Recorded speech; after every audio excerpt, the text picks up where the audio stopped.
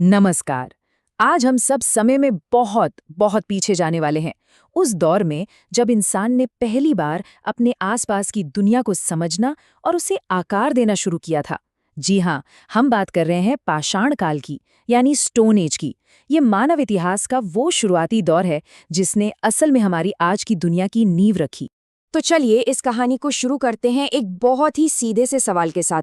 सोचिए, जब कोई लिखने पढ़ने की कला ही नहीं थी, कोई किताबें नहीं, कोई रिकॉर्ड्स नहीं, तो फिर हमें हजारों साल पहले के जीवन के बारे में पता कैसे चला? इसका जवाब ना कागज पर नहीं, बल्कि जमीन के नीचे दबे सुरागों में छिपा है। और इसी खोज को हम कहते हैं पुरातत्व, यानी आर्कियोलॉजी। ठीक है, तो इसे थोड़ा और गहराई से समझते हैं। देखिए, इतिहास को बेहतर तरीके से जानने के लिए इसे कुछ हिस्सों में बांटा गया है और पाषाण काल वो इस बंटवारे में सबसे पहले आता है। अब ये जो विभाजन है ना, ये बहुत दिलचस्प है। जैसा हम देख सकते हैं, इतिहास के 3 मुख्य काल हैं: प्रागैतिहासिक, आद्य ऐतिहासिक और ऐतिहासिक। हमारा जो आज का विषय है, पाषाण काल, वो आता है प्रागैतिहासिक काल में, यानी वो समय जिसका हमारे पास कोई भी लिखा हुआ सबूत मौजूद नहीं है। तो प्रागैतिहासिक काल का मतलब क्या हुआ? सीधा सा मतलब है लिखने की कला के आविष्कार से पहले का समय। इस युग को जानने का हमारे पास सिर्फ एक ही जरिया है, उस दौर के पत्थर के औजार, जानवरों की हड्डियां और गुफाओं में बनी तस्वीरें। बस यही सुराग है हमारे पास। चलिए, अब पाषाण काल के सबसे पहले, सबसे लंबे और शायद सबसे मुश्किल दौर में चलते हैं। ये है पूरा पाषाण काल। ये वो समय था जब इंसान का एक ही मकसद था, किसी भी तरह जिंदा रहना। ये एक तरह से अस्तित्व की लड़ाई थी। तो उस दौर में जिंदगी थी कैसी? लोग बड़े बड़े जानवरों का शिकार करते थे, जंगल से फल फूल कंद मूल इकट्ठा करते थे और खाने की तलाश में हमेशा एक जगह से दूसरी जगह घूमते रहते थे। मतलब एक खाना बदोश जिंदगी। लेकिन इसी मुश्किल भरे दौर में एक ऐसी खोज हुई जिसने सब कुछ बदल दिया, और वो थी आग की खोज। और अगर हमें उस जमाने की जिंदगी की एक झलक देखनी हो ना, तो उसका सबसे बेहतरीन उदाहरण मिलता है मध्य प्रदेश की भीमबेटका गुफाओं में। ये सिर्फ पत्थर की गुफाएं नहीं है, ये तो हजारों साल पुराने जीवन का एक जीता जागता कैनवास है।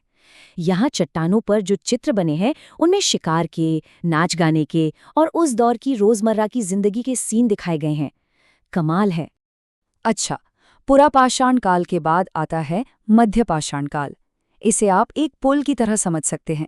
एक ऐसा दौर जब इंसान नए माहौल के हिसाब से खुद को ढाल रहा था और उसकी टेक्नोलॉजी में भी बड़े जरूरी सुधार हो रहे थे।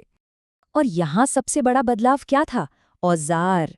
जहाँ पहले के औजार बड़े, खुरदुरे और भारी भरकम होते थे, वहीं मध्य पाषाण काल तक आते आते इंसान ने छोटे, ज्यादा नुकीले और काम के औजार बनाने सीख लिए थे। इन्हीं छोटे और असरदार औजारों को माइक्रोलिथ कहा जाता है। और अब हम उस दौर में पहुंच रहे हैं जिसने मानव इतिहास का रास्ता ही मोड़ दिया। ये सिर्फ एक और काल नहीं था, ये अपने आप में एक पूरी क्रांति थी। ये था नवपाषाण काल। सोचिए जरा, लाखों साल तक जिंदगी बहुत धीरे धीरे बदल रही थी, और फिर अचानक कुछ ही हजार सालों के अंदर इंसान की जीने का पूरा तरीका ही बदल गया। तो ये क्रांति असल में थी क्या? इसके 4 बड़े आधार थे। पहला और सबसे अहम, खेती की शुरुआत। इंसान ने पहली बार बीज बोना और फसल उगाना सीखा। दूसरा, पशुओं को पालतू बनाना। इन दोनों चीजों का नतीजा क्या हुआ? तीसरा आधार, स्थायी जीवन। अब खाने की तलाश में भटकना नहीं था, तो लोग एक जगह बसने लगे, गांव बनने लगे। और आखिर में चौथा आधार था पहिए का आविष्कार, जिसने तो आगे चलकर पूरी दुनिया ही बदल दी।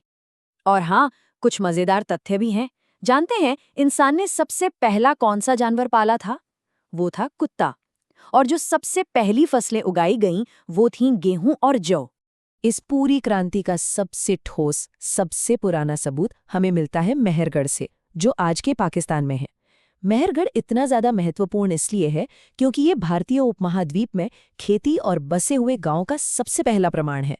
ये जगह हमें दिखाती है कि कैसे हमारे पूर्वजों ने समुदायों का निर्माण किया, जिसने आगे चलकर बड़ी बड़ी सभ्यताओं की नींव रखी। तो इस पूरे सफर का निचोड़ क्या है?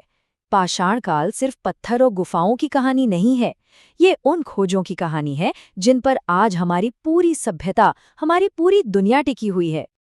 अगर हम संक्षेप में देखें तो आग पर काबू पाना, खेती की शुरुआत करना, पहिए जैसी चीज बनाना और सबसे बढ़कर एक साथ मिलकर एक समाज के रूप में रहना, ये वो महान विरासत है जो हमें पाषाण काल से मिली है।